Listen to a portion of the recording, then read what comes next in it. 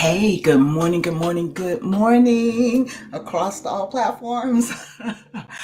I had told my VA yesterday, I said, "Oh, excuse me, I really have to get more consistent with my morning lives because I have, I don't know, just kind of got out of my flow. My flow was always before my day started at work to get on it. And now because my work is all over and stuff, I'll be like, I come in and I'll start on something and anyway, day's gone. But I'm here this morning and I am really, really gonna put forth the effort to do this early every morning because right now it's 7:30 in the morning where I am. But it's all good. It's all good. So my nugget today. Why is it so hard not to complain? Not to complain. It is so easy to complain. And there are so many things that give us cause, okay, around us. But I went before the Lord this weekend, and it wasn't the first time for the umpteenth time, saying, repenting, Lord, I'm sorry, I'm not going to keep complaining. And my complaints are mostly centered around the people in my house. Okay. I don't know if any of y'all can relate to that. I got grown people in my house, all right? And these grown people don't do what they're supposed to do. And that's my biggest complaint. It's not even, you know what I'm saying? It is just like, Lord, give me strength. Lord, help me. Lord, I know that there's a reason and a purpose, but you got to help me.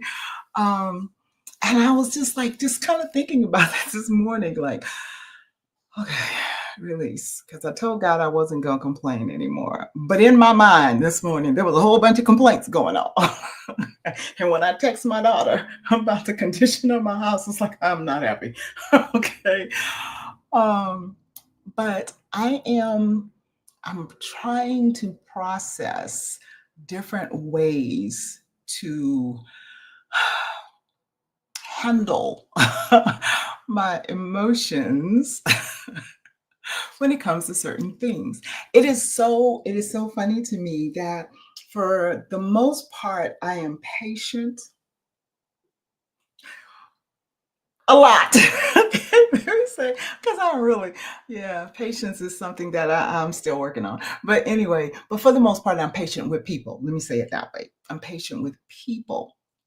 Um, why is it? I mean, and this is just food for thought. We're just having a conversation this morning. Okay, why is it that it's those that are the closest to you that have the last nerve? That last nerve. And I thought about it this morning. And as I thought about it, it what came back to my remembrance is something that I teach, and I've shared with many that the ones that you're called to are the ones that you have the hardest time with. And it's it's because there is this calculated thing to try to get you to give up on them, to give up on the assignment, to just throw up your hands and say, I'm done, you know, and that is what you can't do. That is what you can't do. And so, like I said, me, I will share what I walk through so that hopefully it'll help what you're walking through. So I just wanted to drop that nugget on you that it's hard to not complain because of our perception of the situation. Now, God has shown me repeatedly some things over the past few weeks about the importance of pouring in to certain people.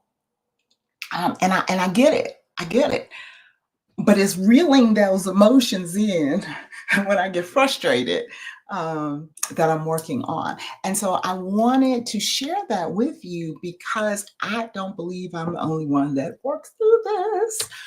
So as you are as you are getting into that modem of frustration, start to process it in a manner, okay, Lord, I know that there is something that I'm supposed to do here. I'm supposed to pour in here. I'm supposed to provide here. Help me. Okay. That's kind of my prayer this morning. Lord, help me. Okay, please help me. And that's a legitimate prayer. me is a legitimate prayer. Okay, I promise you. I promise you.